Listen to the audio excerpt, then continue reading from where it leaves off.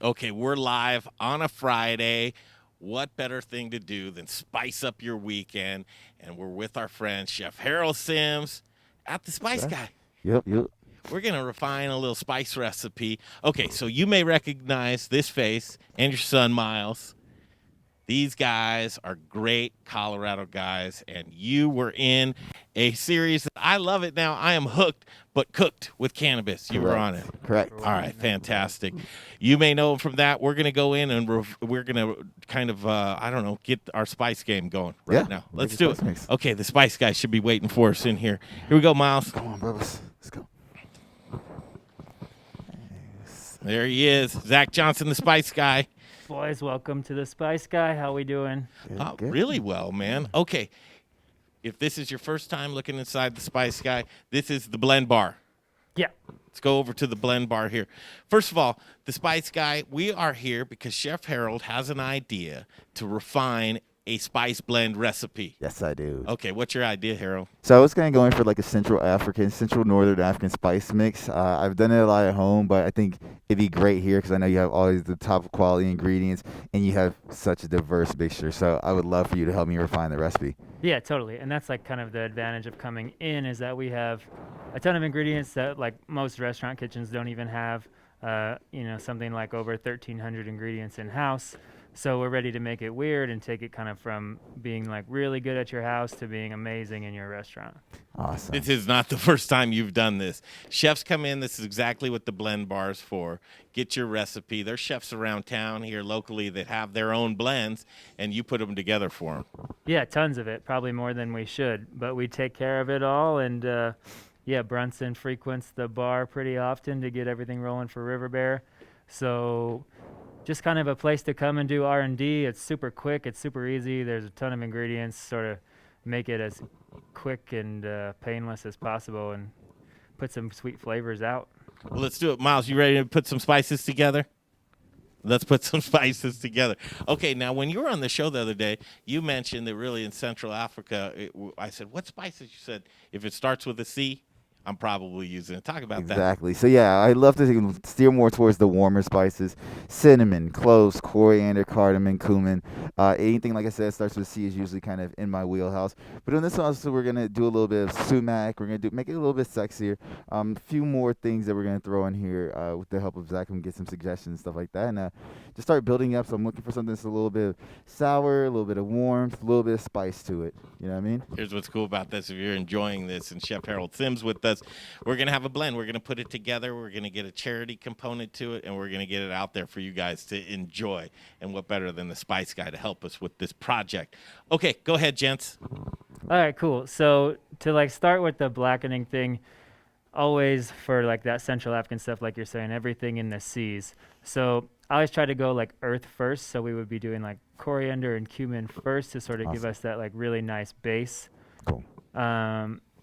And then like from there we start adding in the other elements, right? Like the cardamom and the cloves and the cinnamon can be super overbearing if you do it in too much or in the wrong place. So we want to just make sure that we get our first earth tone down, and then we probably want to end with more of that sumac taste. So like when we do blends, we always talk about it in the way of a roller coaster flavor profile. So you want to have like a really big first flavor, come down from that, have like a nice second wave, and then like one more thing going on the end. And usually the thing on the end is either like heat or salt is like what finishes for you. So that's kind of like my philosophy on how to go about all this. Wow, stuff. I love that. Okay, so build the base first, right? Build the base first, yeah. So we've got some coriander that we pre-ground here. Now, is this scientific? Are we going to write anything down, or are we just going, is this how spices work? You could do a little bit of this, a little bit of that, or what's your method, Zach? How do you put So like this? we used to be totally just like run and gun and get to a point where it was really good, but you have to go back and do it all over again. Yeah, so at this point, like, yeah, everything happens on a scale in grams, into a computer, into the program, and like it's done. Like we can make the nutritional panels like right out of there, super fast and easy. And then consistency. And then it's is what you're consistent for the rest of time. Like, yeah, there is some art to it still. Like you're doing the art part Yeah. as you're going, but like we need the science. But that's the thing about home blends, right, Harold? Right. You're doing a little bit of this to taste, Exactly, right? So it'd be exactly. kind of cool to have just the Harold blend down. Right. So I know from now on, people kind of, when they taste this at home, they know what they're expecting. Okay, And so- they're getting the same thing every time. And I think consistency, like you said, is key, especially when it comes to a restaurant setting or anytime somebody's ordering something, they want the same things they enjoyed it the first time, right? And you always want to go back to that. Yeah, exactly. And that's like that's the big advantage of the Spice Guy in the restaurant industry is you've worked at 100 places where every single person that works there is a way better chef than you, despite the fact that you're the chef. Exactly. So when they open the recipe book to make this African blackening blend, maybe they're thinking, well, this would actually be better if it had, whatever other chili that's on your shelf or more salt or more, every single person is Yep. Gordon Ramsay in their own mind. True. though. Right. Yeah. And it's not like a knock on line cooks. Like I did it my entire line cook career. Yeah, it's just not your blend. Yeah, like Yeah. it's not your thing. And, Right. it's like, well, I'm just trying to make the restaurant the best that it could possibly be. And it's like, well, that's great. But like, Right. there's a reason that it's my restaurant. Exactly. And that's like sort of what people get with us. And, it started off in the mountains in Breck. Every single chef was, just getting frustrated with people, and the talent level definitely isn't as high up there just because most people are there to ski, not cook. Whereas in Denver, people are, they live their lives around this industry to cook, and they're, lifelong diehard line cooks that are going ahead and, changing up your stuff. But once you get all that stuff dialed in, we're good to go. Okay, so are you hip with what's happening so far? Yeah, so I've seen that he's thrown in the cumin so far. And you said that you had coriander. Yeah, we had at the coriander beginning? Awesome. Cool. pre-ground in there. Cool. So then from there, generally I would go into like Cardamomville, cinnamon. Now, chef, are you feeling this, or do you mind Yeah. when chefs interrupt you or say, "Hey, listen"? No, like I don't-" want to know. Yeah. Because ultimately, like, it's his idea, Sure. and all I'm going to do is, like, help bring it to life. Right. So, like, a lot of people will even come in and, like, they'll drive, and I'll just hang out in the Yeah, passage. because you don't want to be that Breckenridge kid in the kitchen No, changing so if up you, the recipe, yeah, right? like if, Right. yeah, so I'll just get the ingredients for you. and Sorry, you can kinda Breckenridge rip kids from in there. the kitchen. So we're half and half on cumin and coriander at the moment. So if you want to start ripping, you are more than welcome. And so which one do we have here? So this is the ground cloves. Now, cloves, boy, those are. I mean, you got to be careful with the clove, right? Or- Totally. Yeah. Because it could be just a clove. It's at the end of the day, it could be just like that overpowering, and you're at like 14 grams in the total there, just as a heads up. So 7 and 7 right now so far. I want more cumin. The coriander has like a super floral. Oh, I thought you went half and half on that. No, I went like There we go. closer to like 9 and 5 or 9 and 6. Okay, so that's the clove. Yeah. Went for 1 on that. I love this. This is just, and I have my own that I want to get done. Jay's got his. I think everybody really has their own blend. Now, is this for the home consumer though, or do you have to buy a lot if you're going to get Zach to? No, totally. Like people come in all the Yeah. time and we hang out, and So- people will say, "Oh, I want to make Yeah, so go ahead and a start whatever doing this. blend," and here it is. Like we had people in this week from Chicago.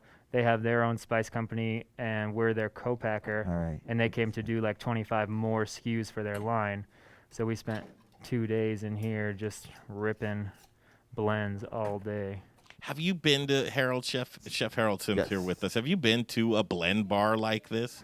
I haven't. Not since, restaurants, you know what I'm saying? It's the closest you kind of get to it when you're inside of a restaurant.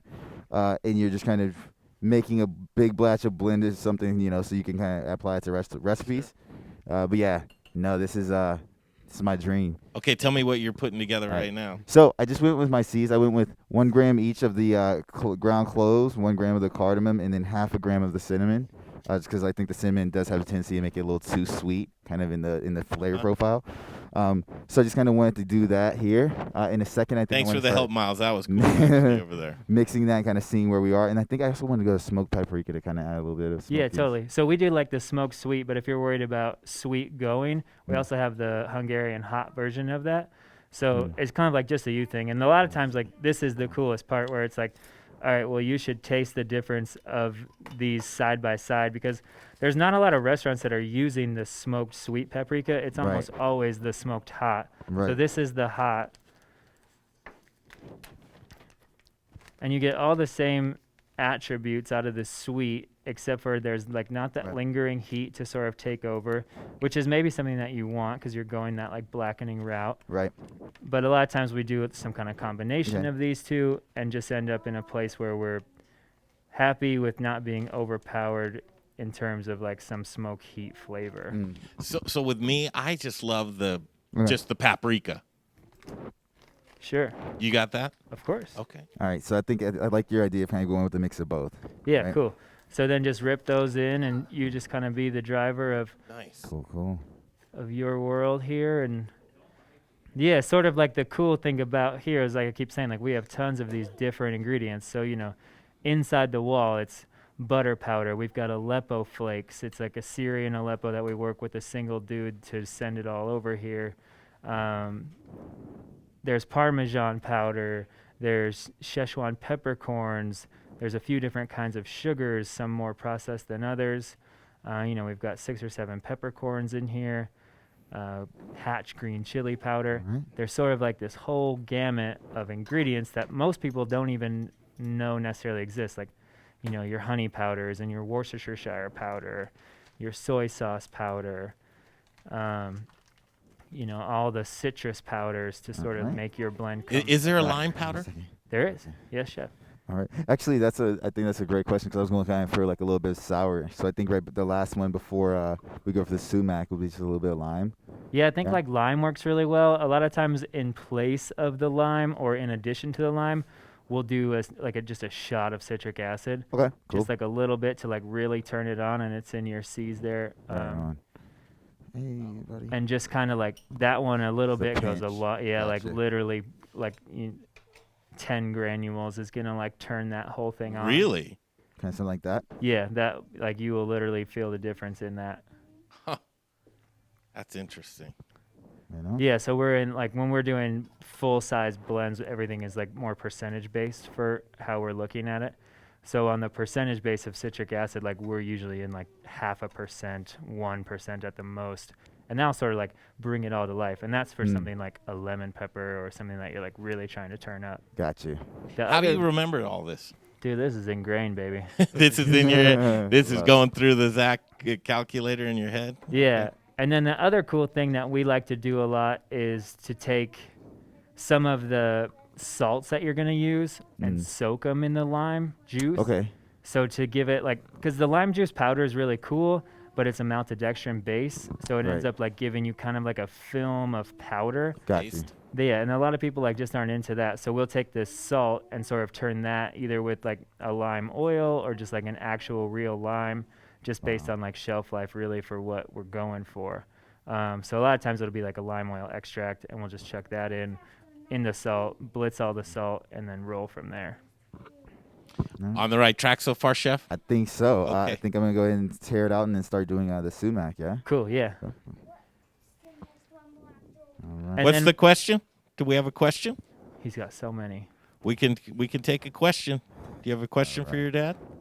He's like, why are we still Yeah. here? What's lunch? How much What's for longer?" lunch? So if the 20 grams is total, what do you think about weight that I should go for the sumac if I want to make this a really heavy sumac blend?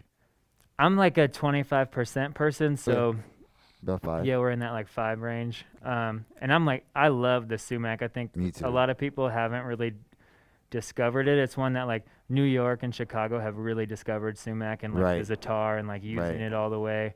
And I always say like Denver's about like 2 or 3 years behind what the trend in New York City is. Okay. And so I think like sumac and Zatar will be some of these ones that like we really start to see a lot of in our market. Yeah. So it's fun to be on the beginning of that curve and sort of like, you know, set that trend, and then everybody thinks Harold's the guy because he's Right. been doing this forever, but it's here now. Right. Well, sumac's So- interesting. Isn't it a weed? It's a berry. Berry. Jeff. Wait, it's what? It's a berry. It's because sumac, as a kid growing up, sumacs used to come up in the yard. Oh yeah, and then you get you an itch. Well, Do I mix this now? Yes, sir. Okay. And it's kind of just like same as the restaurant. Like I just usually pick it up and give her the shakes. And then from here, I kind of want to decide whether or not I need to go more sumac. 'Cause I'm thinking I might. Yeah, so this is like generally where we would start tasting and like trying to get it dialed in from here Gotcha. and going, you know, what does it need more heat? Does it need less heat? Are we missing salt? Do we want to have like a little bit more of that acid zip? and then sort of, do we want it sweeter? If we want it sweeter, we can use a couple different kinds of sugar or processes to Gotcha. get to there. Now, what's the business side of this? I'm always curious about that. So you come in, you get a blend done. A lot of people are saying, you know how people are, especially guys that do barbecue. They're Oh, like, yeah. this is, I got the best one. and I don't want anybody knowing about it. I barely want you knowing about it, Zach. What do you do with that when people want secrecy and privacy, and then they want to have this for sale and distribution? What's the process through that? Yeah, so generally, like, the first thing you do before you even get here is we'll email you an NDA, and you have to sign it before we'll really, like, have any kind of conversation about your blend or our processes or really anything to do with the business aspect of it. And then from there, we just kind of rip, and, there's got to be a lot of trust on both sides. And people get sketched out about giving their recipes over because it's their baby, and they've maybe worked on it for years even to get it to where it is. And sort of what we always say is like, dude, we have thousands upon thousands upon thousands of recipes. And, if we're going to steal your thing, you're already doing it. We've got to catch up to you, pass you. And the same for us. Like, we're really open about white labeling. Like, when we give you your white label, you can have almost the recipe. We'll give you the proportions. We'll give you everything. And people, we have a lot of people say, like, aren't you worried that somebody will overtake you or do this better than you do it? I'm not super worried about that. Well, it's interesting, and and correct me if I'm wrong, guys. You know light years more than I do. Bang that one, close it and bang it. That maple sugar. It's really this end part, right? These tweaks that Harold's doing right now is what really sets the ownership of the recipe. That's the real proprietary type of thing. Because a lot of these bases, a lot of chefs kind of do the same thing. Totally. But the tweaks, like what Harold's do, this is the secret stuff, Jay. Well, they don't film this stuff right here. And what people fail to realize is spices is the second oldest profession, or selling spices is the second oldest profession in the world. And so it's going to be pretty difficult to reinvent the wheel from a spice blend standpoint. And that's not to say that it can't be done or that things can't be improved upon, but I don't think anybody's coming up with something that's knocking people's socks off in a way that's never been done before. This might be it right here. This might be it. And it very well could be. This could be it. But you go to Central Africa, right, and we're gonna find something like this, and like not a knock on Harold, but like we're gonna find somebody's grandma that does it 1,000 times better than any of us could ever do it, because one, like, you're at the source of the ingredient, and two, this is like this woman's lifelong journey to make this one dish. That's right. Now, Harold, you might have this bomb blend that you're putting together here, but what are you going to use it for? So with a blend like this, I would definitely use it for proteins, right? And so it'd be something I would kind of put on a protein, especially with a little bit of the sugar in there. So when I sear it, it'll get a little bit of stickiness, a little like caramelization on that. And honestly, I would love to see this on something like a brisket. You know what I mean? I think this would be really good for barbecue. But I'm going to use it probably a lot more for blackening fish, blackening steaks, stuff like that. You know? All right, your Instagram is Harold For Hire. Yes. All right, follow his Instagram. I want to challenge you to use this weekend at some point on a piece of protein. Can you do that? Is your weekend allow that? And then put it on your Instagram. I'll be back next weekend, and I'll be able to do that. Yep. Keep an eye on Harold For Hire. What do you think so far, Chef? Getting there. You have an extra spoon? Yeah, so like sweetness is there, and now we just need to like find that balance. Right. So we've got like all the earth, and it's like finishing super well. Right. They're just like, we need that middle base. Right. So a lot of times, like, that is just salt to like carry you from your You don't like it? flavor to your second Mouth flavor. doesn't like it. And it won't like really finish terribly different. Yeah. And it's like, we're talking like 5% salt Okay. or some like really low number. And then how you were talking about with the sugar, what we like to use a lot of here is the dehydrated brown sugar. Cool. So it's a granulated product. The advantage is like never ever cakes up, so you never have your brown sugar base blend turn into this like brick of nonsense in your cupboard, which is like Greg's mom brought me probably like 50 spice blends. She brought her spice cabinet to you? She brought literally 4 bags, 4 huge shopping bags of spices, and she was like, "What should I do with these?" Throw them away, right? We chucked them all. Yeah. Now there was some that were like so vintage. The packaging was so vintage that we kept it because it was so cool. Do She kept it. I gave it She to her. kept- She's like, what's this she is gonna probably do? worth something. And she said, I'm going to give it to Greg's sister because I like her better. Nice. That's not bad. All right, so what are you doing now, Chef? You've had the initial taste, and now you're Right. So just like Zach was saying, we're kind of gonna want to go for that, rounding out that middle ground. Yeah, 1 second, buddy. Rounding out that middle ground. So what I did was the granulated brown sugar, dehydrated brown sugar, and then a little bit of sea salt just to finish that off. And I think we'll be getting pretty dang on close here. now. What do you do if you're like, man, that wasn't it. I need to start. You got to, over." yeah, there's times where you got to start over. And it's like, you can push it and push it and push it and push it, but sometimes you're just like going the wrong direction. And with Right. with some of these ingredients, like if you go the wrong direction with cardamom, like dude, it's over. Like that's all you're gonna Yeah, get. exactly. Which this one might be a little strong in the cardamom. I think the earth might be a little forward, and that's what I'm kind of trying to compensate for now. But starting. It's a start. Yeah, and then we just dial in from there. And like there's a ton of other stuff to go to sort of bring that middle flavor in. I have to ask you about this. 1 second, buddy. The Midnight Toker. Yeah, dude, that's like, it's about to be the most popular spice blend in Colorado. What's in it? So it's a Syrian style barbecue seasoning. So it uses a few different Syrian chilies in it. And we sort of started doing it when, like, not necessarily as a refugee project, but it was getting so popular in the news, Syria was, and we just wanted to like shine a light on how amazing that region actually is compared to like what you might see on like your Fox or your MSNBC about what they're up to. So kind of just to like shine a positive light on a country that's like puts out some really amazing flavors.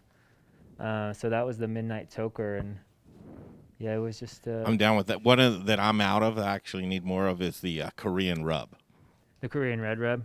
Delicious. Yeah, that one is super fun. So like gochujang base, or gochugaru base rather. A little bit of smoke back there, and that's sort of like we try to mix it up. It's really easy to get a bunch of red flavors in a can. The number one spice. First of all, can you count Mine- salt as a spice? Not necessarily. Right. All right. I'm guessing Yeah, but garlic. wait, hold on. The number one that we have, Just number one, sought after. black spice. pepper. I think if you Black think pepper, about every yeah. single table in the world has True. pepper and salt. Are we there, Move Chef? in there. Now I have to see. There's more spoons in here as well. Are you going to try this, Miles? Last time around, you weren't really digging that one. Yeah, like super fun. Right. And like how you're saying with brisket, like a lot of times when you're tasting it in the store, you're like, well, it's like really forward this, it's really forward that. Right. Yeah. But that's honestly like what you have to go for. Like you have to get it to a point where it's like almost obnoxiously the flavor that you want, so that when you go for this super long cook on brisket or whatever, it sort of just makes everything round out really well and easy. Okay. Do you feel like you're over the target? Getting close? Yeah, I think we're getting close. And Okay. I feel like that's it. Right. Coming to pick up some spices. Coming to pick up some spices. The famous Lindita. Lindita, what's happening? What do you got? What do you have for spices? Oh no, this is a new blend that we're working on. The medium. It's my medium blend. I know. Yes. So Isn't that Lindi- beautiful? Excited. Yeah. Did the little spice dance. You gotta have the dance. This is like Rich's friend. Her and Richie go way Oh, I back. know. Little Rich. Oh yeah, we're good. We're good buddies. Yeah, Yes, good buddies. yes, Not yeah, good buddies, but little- yeah. Yeah, so she does salsa, like instant salsa, and we've been working on it and trying to get one into more of like a spice shaker. And so Lindita's one of our co-packing clients, actually. Wow. So, That- no, How this is exciting. Really, I'm so happy.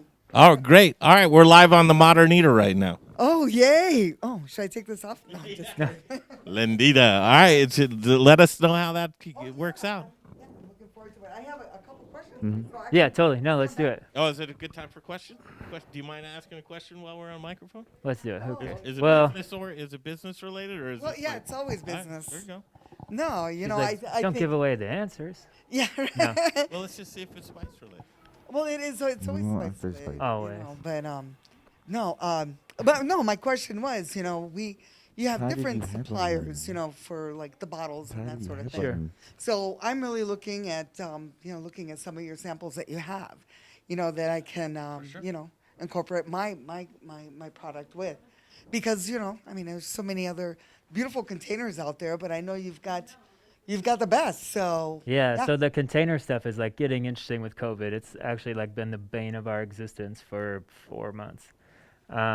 Plastics from China have shut down completely, and we've historically always bought USA made packaging, but now everybody in America is buying USA made packaging. So we're at the moment waiting for 40,000 jars to finish a project. And it's like end of the month, gotta wait even longer for lids. Can we see some of the rest of the process? How are you on time? Hey, You want to walk with us for a second? Yeah, Okay. sure, Yeah. Let's sure. walk and talk. This is Chef Harold Sims right here. Hey, nice to Yeah, meet Just here to you. make a blend you. as well. Yeah, Oh, yeah. good. I think Good. it's delicious. And we're good on this one? Yeah, I think so. Yeah. Just want to make sure we liked it. I'll put this stuff away, don't worry about it. Okay, so making a blend here at the Spice Guy. Zach's Yeah. going to give it a taste, so he puts it in the Zach brain. I think for the Yeah. next one, I'll take down the cardamom just a little bit. Yeah, it's like when we come back, we'll Yep. just like dial that back. And that's like how we usually finish is like you're in a spreadsheet, all the percentages are there, and then we just say like, okay, like we know this is good. Let's just dial back like 3%, 5%, 10%. And Are then you roll. working on a name for yours yet? Yes, I'm still thinking of it. Okay. And, I'm a storyteller, so I'm gonna have to find That's- something related. Thank you. All right, Zach, will you show All right. us a little, let's see what's happening. Yeah, let's roll. Okay, cool. Miles, Yay. you coming? Let's go. Let's do it. This is like our main production room where sort of everything happens. All the blends come in onto the computers. We're checking in like all the lot codes and all the numbers, making sure everything lines up. We've coded all the programs to tell you when you've put the wrong thing in or the right thing. Greg, that's all secretive. Don't take a note of that. Sorry. Don't zoom in. Don't zoom in. But yeah, like sort of everything, like this is the brain of this operation, and then everything stems out from here.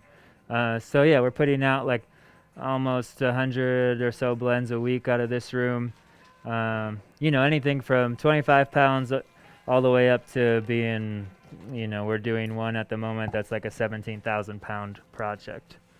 So yeah, this is kind of that room. Receivables. Yeah, so some receivables and blending all happens back here when Jay catches back up.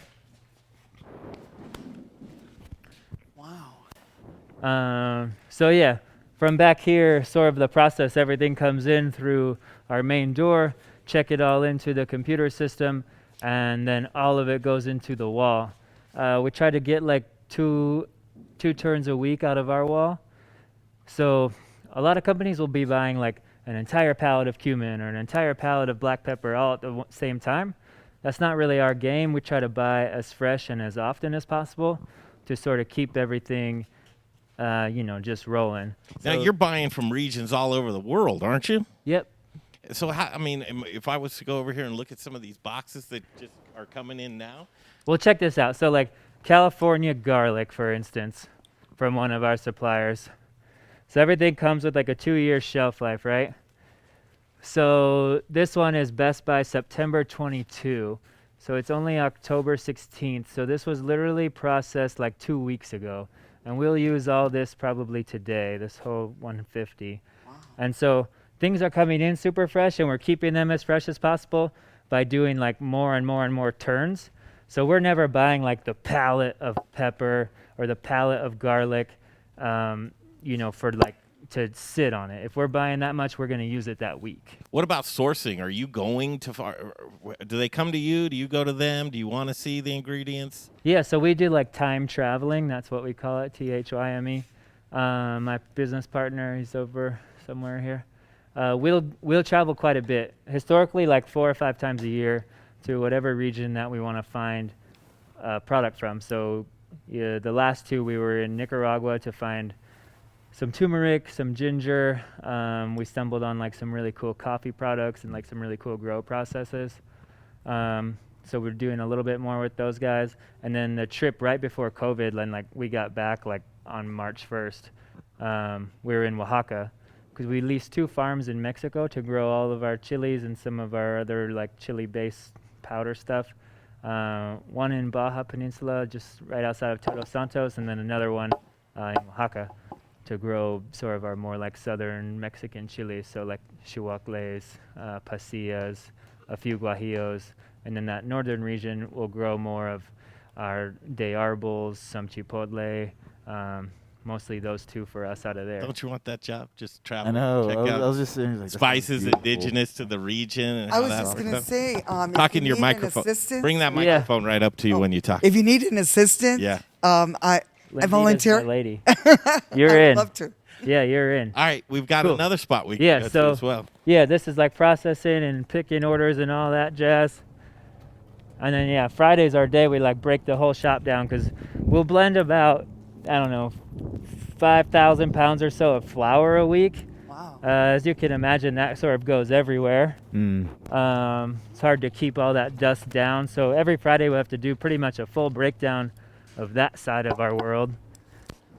And then this side is 100% focused on the co-packing part of our business, which we really turned on at the start of COVID. We've been sort of working on building it up for almost a year and a half or so. And then when COVID hit, it was like everybody had 90 days time to think about their lives, and almost everybody seems to have thought they want to be their own boss. And a huge majority of those people seem to want to have a spice company. So we've been working with a ton of startups since March, just people getting on it. Go ahead and get all their spices done and we'll brand it for them. We do a ton of different projects. So we just did one for our friends in Mexico, actually. They're called Ava Jane's Kitchen.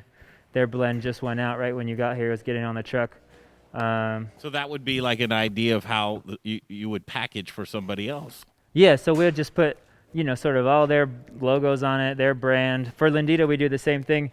She has like hangers for the traditional products that she's used. So it's just like a cardboard hanger, little baggie. It goes in there. She's got the recipe and all that stuff dialed in, and we're just making the spice component of it and putting it all together. How exciting is that? It's it's real exciting, Yeah. and it's working. It's working really well. That's fantastic. Yeah. So yeah, this is sort of that world. And that's like, I think when people, they have this idea they're going to start this spice company, and a lot of them started in their kitchen, which is fantastic. And then sort of to get to the next level is like, we've spent an insane amount of money. This labeler costs more than my truck. It's, it's just this, it's getting to that next level, which like we finally have made it in 2020 to that next level of co-packing where there's like a handful of automation we can do with the bottles. We don't have a automatic bagger yet, but on the horizon. This is great. I love seeing the process, but and this is what your No, spices are going to go through. Super grateful. Yeah, and then It's same amazing. thing, like all the packaging, like, we've got whatever that is, I think probably almost like 25,000 bottles there, getting ready to roll for a project for a guy in Atlanta. So we sort of do it for people all over the place, and that's earlier this week when you called, we had people in from Chicago to do the blend bar. And so a lot of people are just flying in, getting their stuff done in one day, not having to wait around for samples in the mail and all that, and it's so inexpensive to fly at the moment. We're going to work on a project just in time for the holidays. I don't know whether you know this, but Harold's uber famous. Huh? He's really famous. Oh, well, yeah. No. Did you know he's a TV guy? And he's going to be sending out pallets of spices like this on his Instagram that's going to have 10 million followers by the end of next year. Yeah. I Yeah. think that this guy is going to shoot to the moon. He's a Awesome. shooting star, very talented chef. Chef Harold Sims here with us today with the Spice Guy. We're putting a project together. We're going to get this spice blend ready to go and packaged. Yes. And we're going to send it out to guys that want to have these spices and these blends from these very talented chefs. I'm looking forward to seeing what this collaboration brings. Yeah, me too. This was a cool tour. Thank you for coming. Thank you for having us. I don't know, any final questions? Nah, I think everything's been covered, and everything else we'll talk about eventually. Yeah, we'll get There the will rest be a worked part out. 2. We'll be back because the next part of this is to give him the final blend, right? And then we tweak it, or are we past that? What's the next stage? I think we dialed the blend in. We have the notes taken. Yep. And so next for him is like we'll just get the Labels all put on and packaged up and ready for sale. All right, stay tuned for part 2. Miles, you ready to get out of here? Yeah, Miles is ready to roll. He's definitely ready. Thank you. Hey, no, And this good is luck. a pleasure. Absolutely. Thank you so much. Can't Yep. wait to taste that blend as well. Oh, of course. Give a shout out to your business. Yeah, Lindita's Salsa. Lindita's Salsa. You can go to linditasalsa.com. I'm also going to be, I also do a cooking show as well. Do you really? So I'm also on YouTube, Lindita's Kitchen. So I'll be watching that Oh, tonight. yeah. We'll be Lindita's cooking it up. Kitchen. I'm going to try to bring this guy on and maybe we can all cook a little something. She Why- does. Tell him about the margarita thing you do. Oh, the margarita. Oh, the jackaritas? They're Jackaritas. called jackaritas. With the, They just jack you up. That's all. I was gonna say, is this a whiskey one? Is this like Jack? Nope, and- it just jacks you up. It just Yeah, We're jacks gonna you go up. to her house on Friday. Jackarita? Yeah. Yeah, We'll do jackaritas. a show there. It'll be fun. I think That's that is. awesome. We'll do a collaboration. Yep. Thank you, Lindy. I'm going to check out You that bet. channel, and I would like some of your salsa with Little Rich's chips. Boom. All right, yeah. That sounds good Get too. it. All right, so for Jay Parker and Chef Harold Sins and Lindita and Zach, I'm Greg Hollenbach. We'll kick that rock down the road. What do you think, Miles? All right, we'll see you. The Modern Eater Show continues.